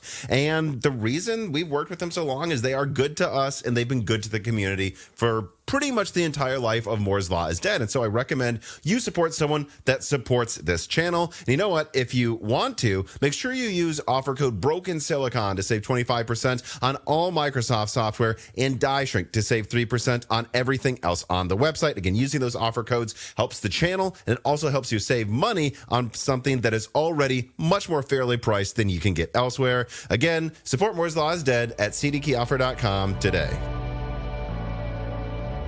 Intel and TSMC tentatively agreed to form chip-making joint venture, information report. So this is from Reuters here, very brief. Intel and Taiwan Semiconductor Manufacturing Co. have recently discussed a preliminary agreement to form a joint venture to operate the U.S. chipmakers' factories. The information was reported on Thursday, citing 2 people involved in the discussions. And so Reuters, who I believe is very reliable when it comes to their reporting, if they say something happened, it did happen. That doesn't mean it will be completed, but Reuters is reporting this despite there being statements that this isn't happening. At the end of the day, the write-up here by Carmen Cry is as follows, and I agree with him. He says, the sharks are just circling. By now, it's difficult to say anything new. We reported on this Intel TSMC joint venture weeks ago, and nothing has changed. As we said then, discussions are ongoing. Of course they are. With Intel weekend, TSMC is strong, and the threat of tariff mayhem hanging over the industry. All options should be on the table between the companies. And of course, if asked, everyone will deny these conversations are being had. The ground truth did not change. Intel needs help, whether it's cash, know-how, or more, and others from TSMC through to fabless chip designers have a reason to want to help Intel. for what Intel can provide in return, be it an alternative to TSMC or US-based production capacity they could rapidly be in charge of. And so, Hmm. yeah, that's how I will take this as well. I thought we had to touch on this because, again, this news blew up in even the gaming circles. And upon further look, it's like, yeah, we've kind of reported on this type of stuff a bunch of times. I think even Jensen Huang may have said something about it. And then TSMC said that's all false. It's like, why would Jensen lie about that? Clearly, something's going on with people trying to do some bailout joint venture with Intel. Yeah, I mean, it all makes sense to me. Like, Intel's in a tenuous position. There might be some incentive to come and rescue them. TSMC is also in a tenuous position right now with tariffs and the looming threat of China. I don't know what this deal all will look like at the end or what they're even negotiating, but it. I think both companies have an incentive to do it. Yeah. Intel fanboy writes, and it says, looks like Oh Intel no. has finalized. Yeah, probably here to tell me about the AM dip that doesn't exist. Has finalized the second close of their NAND IP sale to SK Hynix recently. Do you happen to know if they gave Optane as a part of the sale? Carbon Cry writes this in. No, Optane was co-developed, co-produced with Micron, who got it when Intel divested. Guys, the dream of Optane, even if you're an Intel fanboy, you gotta let it die. And this comes from someone that was, you remember, Dan, very hyped about Optane. Me and you were. Hey, Optane looked cool. And it was 1,000th as good as they said it would be initially and cost too much. All right. Let me see here. Let us now finally move on to what many would probably say was the biggest story of the week. Story number 6, Nintendo Switch 2 finally, good Lord, revealed and detailed. So, kind of. quoting here from Nintendo.com and then moving on to other editorialization. The next evolution of the Nintendo Switch system is here. Bring games to life with a larger 1080p screen or connect to a TV and play it in up to 4K resolution. Asterisk. Support for HDR, VRR, and frame rates up to 120 frames per second let you enjoy vivid color, clarity, and smooth gameplay. Snap the new Joy-Con 2, trademarked, controllers into place with magnetic connectors. Each controller can even be used as a mouse. I think that's cool. In compatible games. Experience new exclusive games like Mario Kart, trademarked, World, only on Nintendo 2. Plus, you can enjoy compatible games from your Nintendo Switch library. 2 asterisks on that one. Here's also an interview, an Ask the Developer interview on Nintendo.com. If we try to use technology like software emulators to run last-gen games, well, we'd have to run Switch 2 at full capacity, but that would mean the battery wouldn't last so long. So we did something that's somewhere in between a software emulator and a hardware compatibility. Question asked, does that mean you're checking each game from the huge library of Switch titles to make sure they're all compatible? Answer, oh yes, we're checking them all one by one, more than 10,000 games, asterisks, in total. So yeah, Nintendo continues revealing what we've already known from Moore's Law, Dead Leaks, and others for years. But in summary, the Nintendo Switch 2 has a 7.9-inch 1080p 120 hertz LCD screen, which implies a significant performance improvement if they're going to include that. Although I must say, I think I said the last time we talked, Dan, I suspect that all screens are basically 120 hertz now at the screen size, and they just made sense to give them that for VRR reasons. But it's still weird that Nintendo is coy about the exact specs of the CPU and the GPU. They didn't even confirm that DLSS will be used, although Nvidia put out a separate specs kind of and capabilities press release to make up for this and confirmed it will be capable of ray tracing and DLSS. Still, the larger, faster screen, 4K docked output, significantly lower rated battery life, despite having a larger battery than the previous gen, which is a little surprising, by the way, does imply a significant specs bump. However, what we did not know before the specs is the business strategy they are going to go with, and now we know that with the Switch 2. And it's not all that good looking. The company is looking to hike game prices to $80 to $90 each and are introducing an exciting new DRM model. Hardware game keys, cartridges that are not big enough to hold the entire game, but still require you to plug it in to play the game you got to download anyways. So I guess the same as 2000s games that needed you to put a CD into your PC even after the game files are installed. Launch titles also seem underwhelming compared to the Switch 1's Breath of the Wild launch game. The new console will make do with Mario Kart World. And in fact, the games section of the presentation focused on improved Switch 1 titles and AAA ports.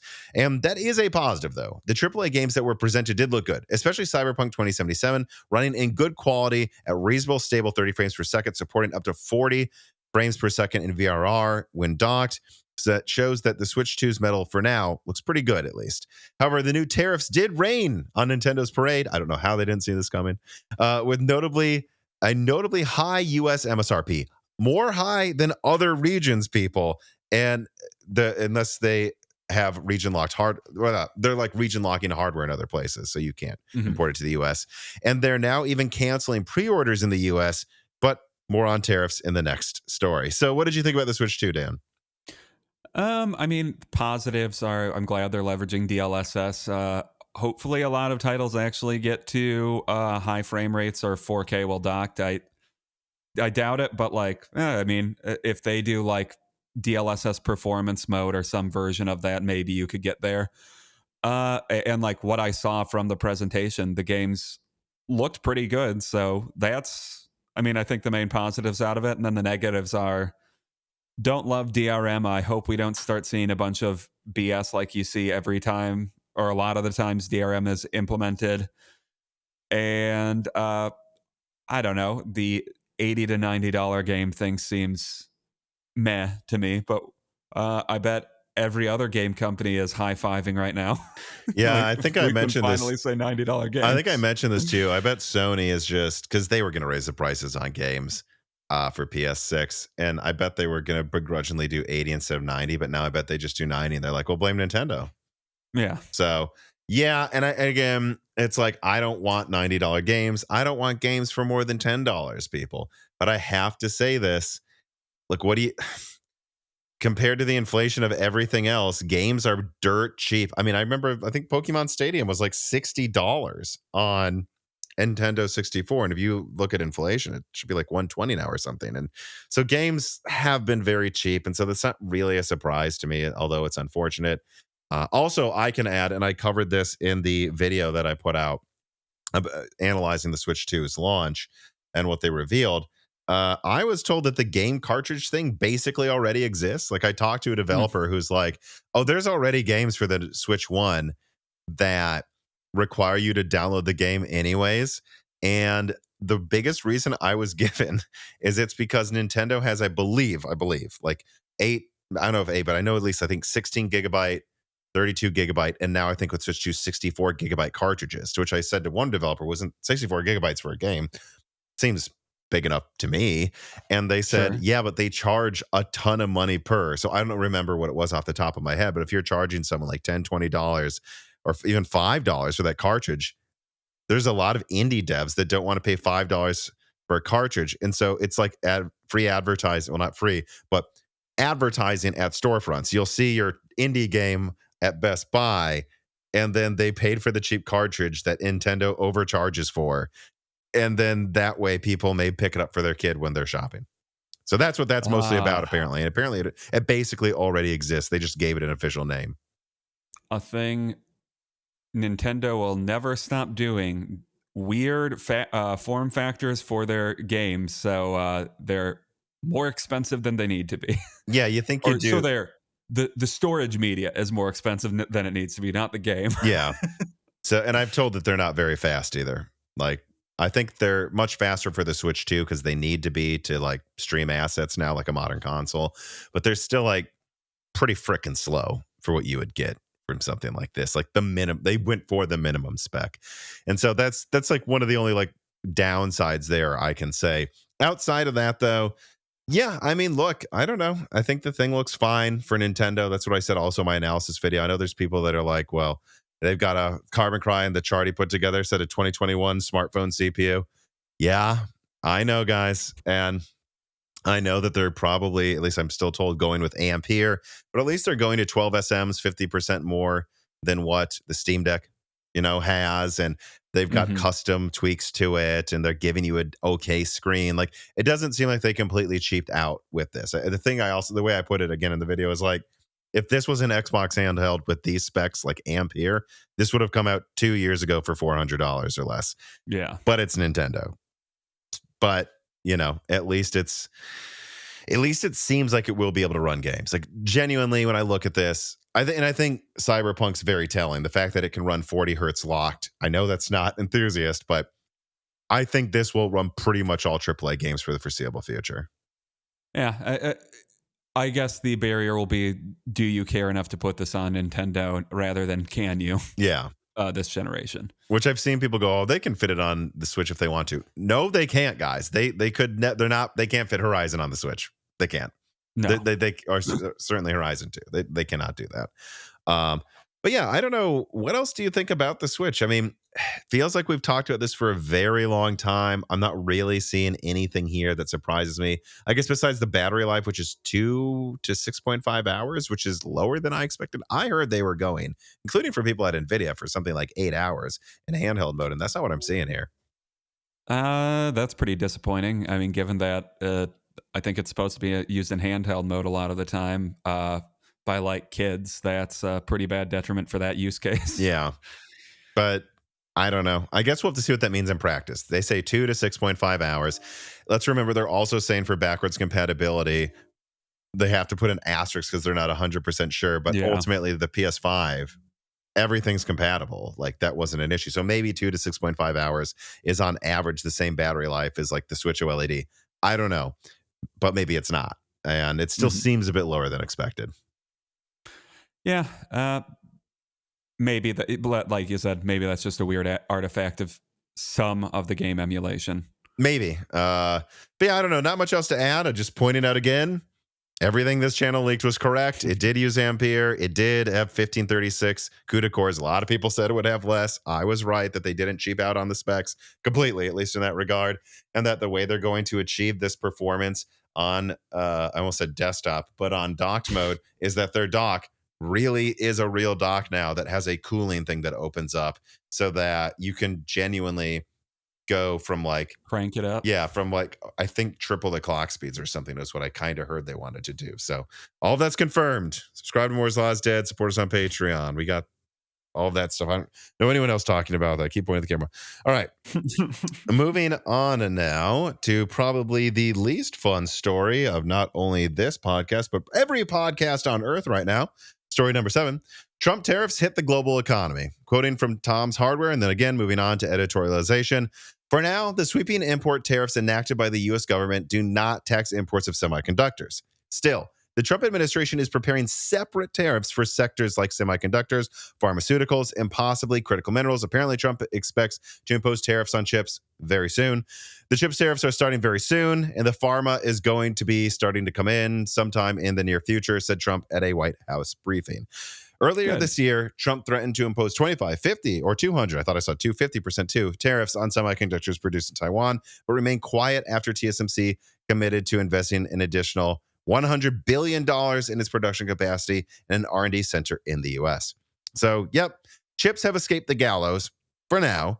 As Trump tariffs cause havoc both domestically and abroad, chips have not yet been tariffed, but the tariffs are supposedly coming. It seems this time the U.S. administration will not renege on its trade policies, come what may. And here's the fact of the matter, everybody. Everyone will feel the pain. Our world is connected. Economies of every country are deeply connected together, woven by trade and relentless search for economic efficiency that has seen the standard of living rise significantly ever since the economy became truly global. And whether we like it or not, the U.S. has become a significant piece of this messy tapestry that lifted more people out of poverty, including in the U.S., than any other trade system in human history. Moving forward, Europe will focus more on expensive goods, most likely, and cheaper variants will be dumped into the U.S. to preserve prices somewhat achievable for the consumer. Meanwhile, economies in Asia will probably shrink along with their key export target. But again, everyone's going to hurt. All prices will go up to some degree if these tariffs stay in place. And because of the erratic nature of the tariff rollout, it is unlikely countries will feel safe to move manufacturing to the U.S. across the board. In fact, U.S. factories, I have an article Gerard can show on screen, are already declining in output due to the tariffs. Again, everyone will hurt. This will not move onshoring. This will hurt onshoring. So what is there left really to say? This is Trump's election platform. We cannot act surprised. No one should. This is what he ran on. And we do need to talk about them, though, because this is a channel that discusses the effects and outcomes of gaming hardware. That is what Broken Silicon is ultimately about, not about tariffs or trade wars. But our niche will be affected by these trade wars and already has been. So here's what we can say. Things are bad. Things will get worse. And if you need a PC to upgrade or a new laptop or whatever, buy now if you can. You may not get a better deal for a very long time. I mean, I don't know how much I have to add to this. I just think Yeah, it's Connor McCry did a very good job with the write-up here. I just think it's really bad.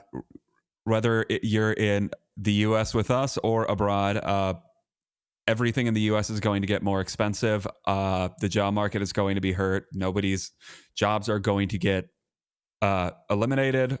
New factories aren't going to open up overnight because that isn't how factories work. Believe it or not, you actually have to sign a lot of contracts and plan and develop a lot of plans to actually make a development. And trust that So those plans even will be honored. yeah, so we need like I don't know 5 to 10 years before some of these factories that will help ours or any other markets factories get built. So don't know why you would assume that's going to happen overnight, like some people seem to think, but no, the job market's just going to get worse in the U.S. There's just going to be worse products or fewer products imported to the U.S. and everything will get more expensive while we also inflate the economy in the United States. Inflate the bad Meanwhile, parts. yes, no, we inflate the economy, or sorry, I should say we lessen the value of the dollar Sure. by creating money through tariffs. It's going to be right, inflation. That's what you meant by inflate. Okay. Yeah, it's going to be a real fun time. Things are probably going to get more expensive elsewhere because exports are going to suck and production is going to need to decline. Well, guys, we just called strikes, rights, and goals and strikes. Is that right? Am I mixing metaphors? Whatever. Yeah, goals and strikes, that happens in the same game. I don't know, guys. I don't really follow sports, but goals and strikes. I should have just ran with it. Now I just said, well, I'm glad I guessed correctly. So now you guys know that I'm an authentic nerd.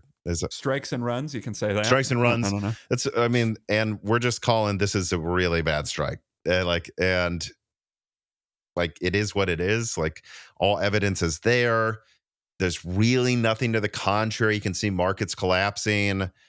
We're not saying they're going to. They already have. It is bad. And I have another thing from CNN that Gerard can show on screen here. Automakers aren't rushing to move production to the U.S.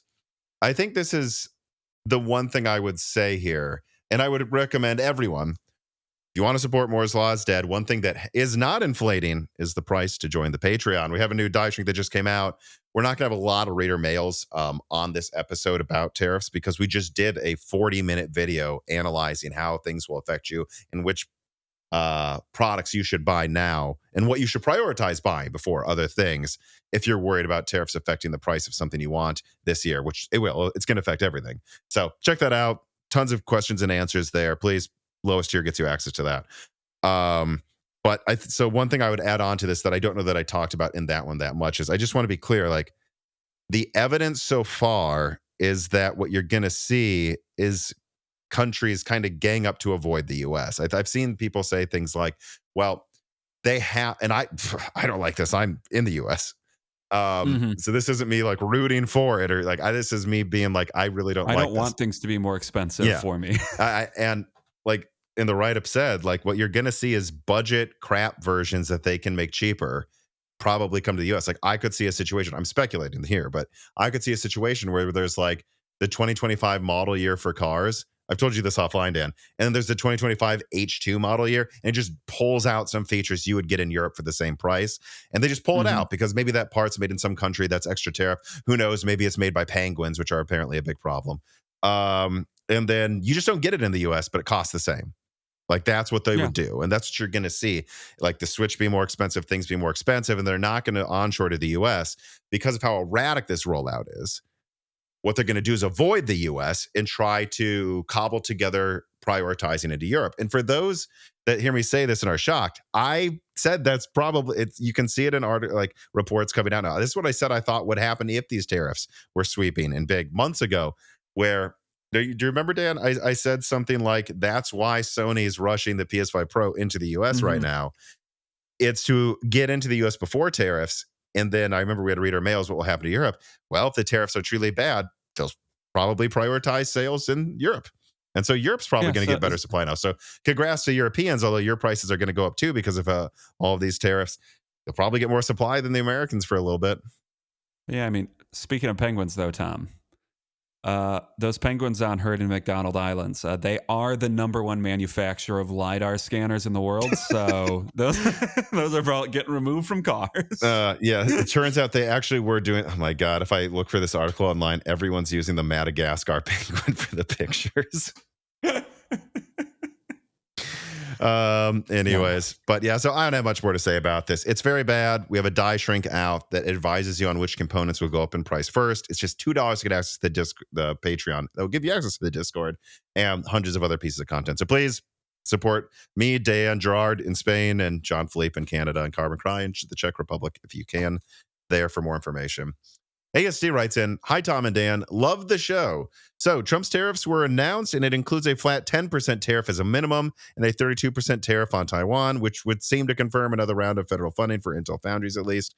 I don't know about that. Maybe. And Intel announced the 18A node has entered production, but WCCF Tech on February 24th seemed to confirm the yields were as low as 20 or even 30% at best. Are you able to verify the quality and quantity of the yields coming out of Intel foundries at all?" No, I haven't really asked about it a lot recently. I've only heard that 18A is kind of going well, but then there's conflicting reports. With Intel, it's very hard to tell. Carbon Cry adds a note to this question, too, of like the WCCF Tech yield stuff is very contentious, with a lot of people saying this is incorrect. So I wouldn't read into it either way. Yeah. And I don't know. I don't see evidence that there's going to be a huge cash injection in Intel yet, or by the government. Maybe it will. We'll see. Yeah, who knows what will happen at this point. All right, now let us move to the wrap up. These are the stories we thought needed a mention, but did not need a full conversation. We have here Qualcomm launches global antitrust campaign against ARM. Accuses ARM of restricting access to technology. Again, I don't have a lot to say about this, but we've been seeing, I feel like every news episode, something about a big fight happening between Qualcomm and ARM, and this is continuing, is what I will say. Additionally, and I do think that this is very funny, Copilot Plus finally comes to AMD and Intel products outside of Qualcomm. Thanks, Microsoft. That's the actual laptops people own. Yeah, but they needed to have that initial push for Qualcomm's we recommend you return this laptop. Hey, there's no more returns than usual. Yes, there are. Yeah. Okay. Game Dev recommends rolling back Nvidia drivers. Again, it doesn't need to be a major story for this one, but I do think it is worth us bringing up again that now game developers are talking about how bad Nvidia drivers are right now. And so again, like this is the worst launch I've seen. We've talked about this for like 2 months straight from Nvidia in my life, maybe. And I don't know how you can really recommend Blackwell across the board at a minimum. Maybe certain products for certain uses, but God, what a disaster. Yeah, they're just all over the place right now. And then Meteor Lake engineering sample spotted with 6 big cores and 8 little cores, and no hyperthreading. So again, this is something we've seen articles about before. More proof that Intel was at least playing around with bringing Meteor Lake to desktop officially in a socketed version, even if they didn't. And we'll see what happens. I've been talking to someone behind the scenes that might have them too. So we might be learning even more about these goofy things from Moore's Law is Dead. So make sure you're subscribed. Part DBN Me writes in. It says, in Broken Silicon 303, Tim and Tom were talking about the growing issue of shader compilation stutters in modern games. Tom even talked about AMD possibly integrating something into silicon to deal with it. Yeah, maybe. That's something I think Tim came up with, though. How about I tell you that most of the shader compilation stutters are software optimization problems that can be resolved without spending precious die space, and the proof of this is a certain company already did special optimizations for it for a certain OS. That company is Valve.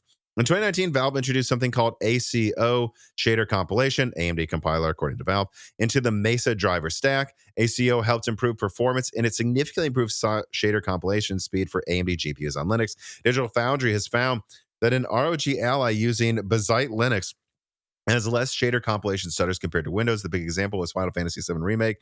The beginning scene of Cloud jumping off a platform, Bazite is noticeably has no stutters, with a Windows version that had signature shader stutter problem.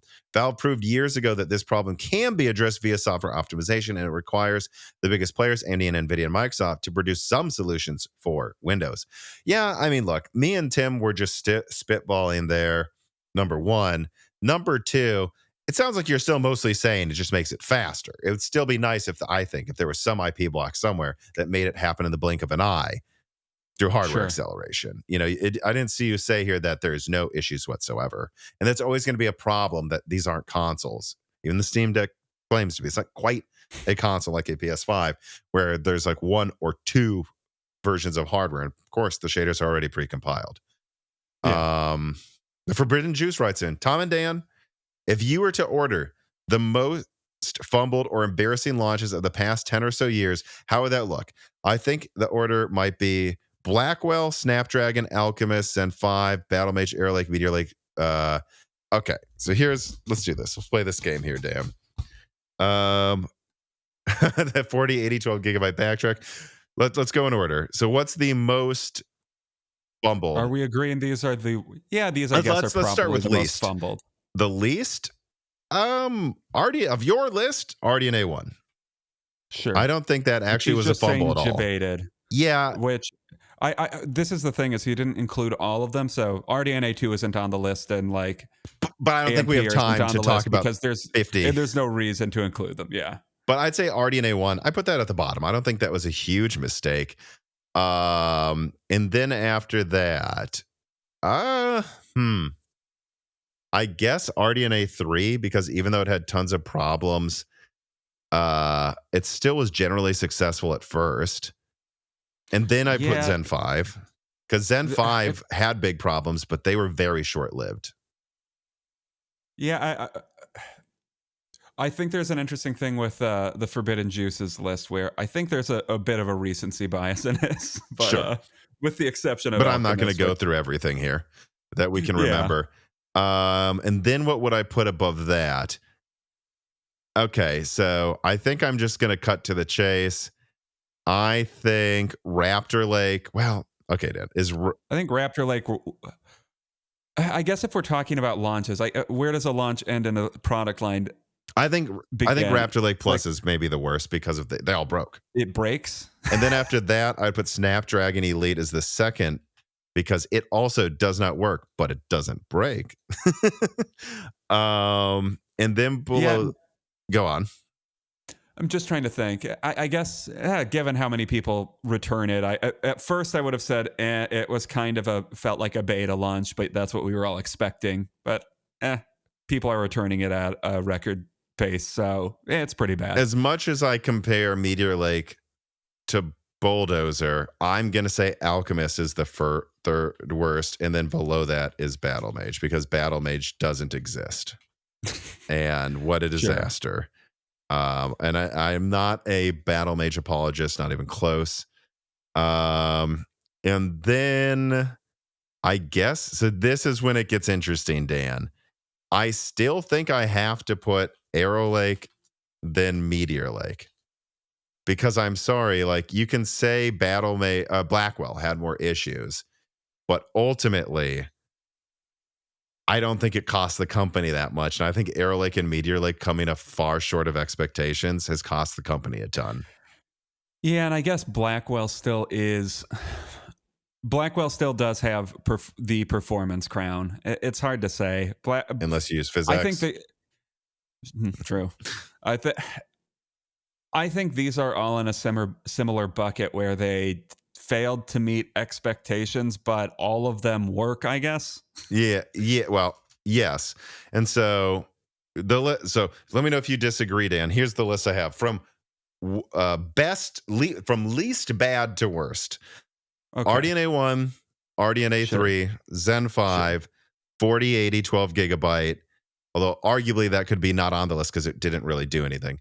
Blackwell, Meteor Lake, then Arrow Lake, then Battlemage, then Alchemist, then Snapdragon X Elite, then Raptor Lake, just because it just broke. I mean, yeah, I think I would generally agree with that. I mean, there's no huge discrepancies. Maybe a little bit in the middle. Maybe I would move Blackwell up or down one, but it depends how you. I depends how you class a failure, because ultimately you could say, well, Arrow Lake overall isn't like the worst CPU, but it also failed to be competitive in a way I don't think Blackwell has. Yeah. So, and maybe we don't know. Like maybe we still need to wait to see if Blackwell does long-term damage here to Nvidia. Because like, what if they fix supply eventually, and then everyone is able to get Blackwell, and then they find out, oh, I hate this. Or they find out in the future that 20% of them are missing ROPs. Yes, I know Something crazy. the ROP thing. Yeah, so Blackwell, yeah, it's on the list for a reason, but I don't think it cost the company as much as some of these other ones did. Dylan M writes in, Valve is rumored to be building a standalone VR device, aka the Deckard. Rumor is it will run Linux and run Windows games with Proton like a VR Steam Deck. For a while, I'd assumed it would be an AMD APU, but recent rumors suggest possibly ARM. Well, that somewhat sounds surprising at first. This would make sense as most VR developers are actually now targeting Quest, which uses a Qualcomm ARM CPU. Valve has also been caught testing emulating VR games on ARM. Could a Soundwave variant go into Valve Deckard? Well, it wouldn't be Soundwave, it'd be something else. My guess is it started as AMD, like the Steam Deck, but pivoted. Do you think Valve could be influencing Soundwave's development? Maybe. P.S. I would like to see Sadly It's Bradley come back to talk about some of this stuff. Yeah, we'll see about getting him back on again the next time there's big news about this. But I don't know. I mean, what do you think about it? They would go with ARM on the Steam Deck? If there's a CPU that gets them better performance than an x86 CPU, sure. This is going to use Linux. I think they should be more agnostic to using x86 or ARM. So yeah, sure, go for a Qualcomm CPU if it meets your performance requirements. Yeah, but only if they are just so sure that it does, because the last thing you would want, I think, at least after building up this new ecosystem on x86 that's ready to compete with maybe Microsoft full time on desktop, yeah. We're just going to switch to ARM now and F all that up. So I don't know. I'd be very skeptical of this, but I could see this being a variant that they offer, like a budget version that uses ARM and can run all the ARM Steam Deck games, Quest games, and then just see how that takes off. But I have to think the Steam Deck's going to be x86. I just doubt that it won't be. Yeah, probably. Given that this is targeting a bunch of games that are meant to run on Windows, probably. All right, Dan. That's the episode. So, how you doing? My brain stopped working. I was like, wait, what do I do? How do we end an episode? We've only done this, or you've only done this 304 times. Not counting die shrinks and then loose ends. Yes, I know. It's still amazing that my brain can stop functioning. Look at that. I can't even talk anymore. All right, so we got to wrap this up. I want to thank everybody for watching and listening to this. Remember to subscribe to Moore's Law is Dead on your YouTube app of choice. Remember to subscribe to Moore's Law is Dead on YouTube and ring the bell button, and then subscribe to Broken Silicon on your app of choice and give that a review. Then also, please support us on Patreon.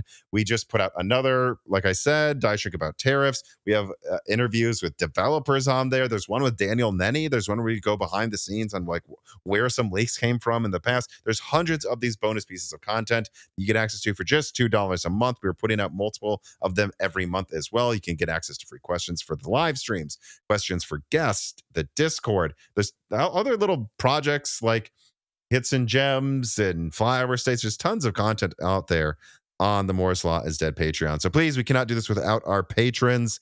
Please support us there. If you have even just $2 a month, that makes such a huge difference, not having to rely on sponsors that much. And then besides that, Dan, any final words? I don't think so. Well, I think I already said once or twice, but I am glitching. Thanks for watching. Thanks for listening, everybody, and have a good week. Goodbye. This podcast was brought to you by the YouTube channel and website Moore's Law is Dead. Moore's Law is Dead and Broken Silicon are trademarks of their creator, Tom.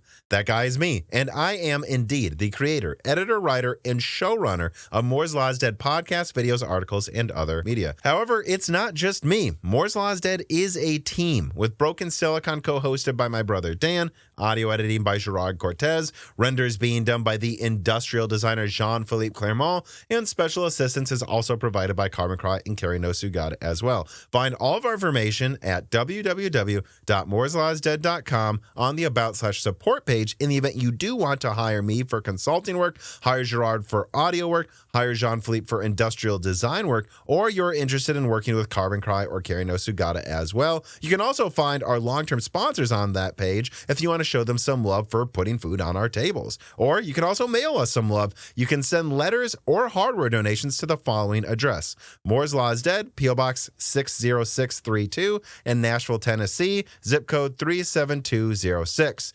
Although, to be honest, the best way to show Moore's Law is Dead some love is to support us on Patreon. Patrons are what makes Moore's Law is Dead content truly possible. Every month, and really every day, depending on who you're talking about, me, Gerard, Dan, and John Philippe are working tirelessly to provide a steady stream of content that we could not keep doing unless we knew the work was possible without being reliant on sponsors dictating every little thing we put out. Don't get us wrong. We love our sponsors, but we love directly working for you, our fans, much more. If you have any extra money, even a couple free dollars a month, consider supporting us directly on Patreon. Those couple of monthly dollars will get you access to the exclusive podcast Die Shrink, voting on subjects of future podcast episodes, the ability to ask guest questions, and of course, access to the Moore's Law is Dead Discord full of like-minded people who I am sure would love to meet you.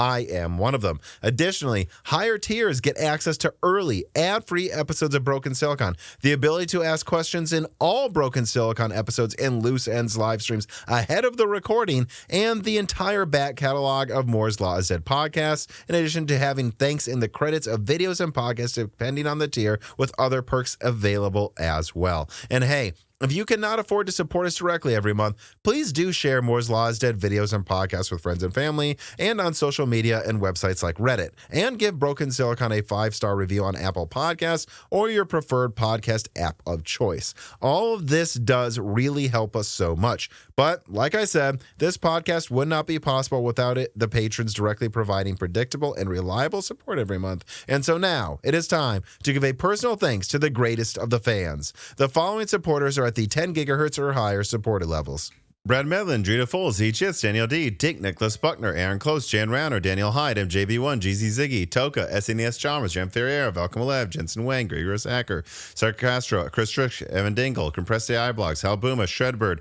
Sammy Malas, Jordan Simkovic, The Boss Haas, Crizantine, Jonathan, Neithra Zink, Jake223, Jake Martin, Zlicky, Meat and Pork, Tim Robb, Ian Clifford, Travis Gooding, Gamers Unite, Mad, Zoot Suit Taylor, Greg, Michael McGee, Patty Cake, Stephen Coates, Amiable Chief, Mark Mitchell, Tommy Aisha, James Anderson, Mark Raidmaker, Cole Atta, Cameron, Henry Zhang, Wesley Sager, Michelle Pell, Hexapuma, Winwang, Reginald Ari, Teak Autumn, Windstar, Corey Leonard, James I. Raider, Little Germany, Shay, Milton, Melodic Warrior, Brett Jones, Chuck Glidden, Mac Daffy, Stephen Dick, Justin Bustle, Austin Haggerty, Joe Foot, Brian Scanlon, Harlan, Jensen Angima, Joseph Kelly, Slushbot, Himsa, Gung, Brian Wright, Sisyphos 7771, The Forbidden Juice, Jeffrey Gentleman, RB Razor, Alex Vega, Dr. J. Mad, Freedy, Michael Cozy, John Swin, Thalo 215, Crystal Joe, Elbergun, Kikum, Solarized Deity, Sprutnik, Brian P, Hudat 42, Cornster 671, Pentawinta, Hal, Richard, Omega Doge, Mr. Tiger, John Wick Boomstick, Hugo Ander, Kiwi, Penguins Love AI, Curry King 3, Nixus Mania, Porcelain Oats, State Farm Snake,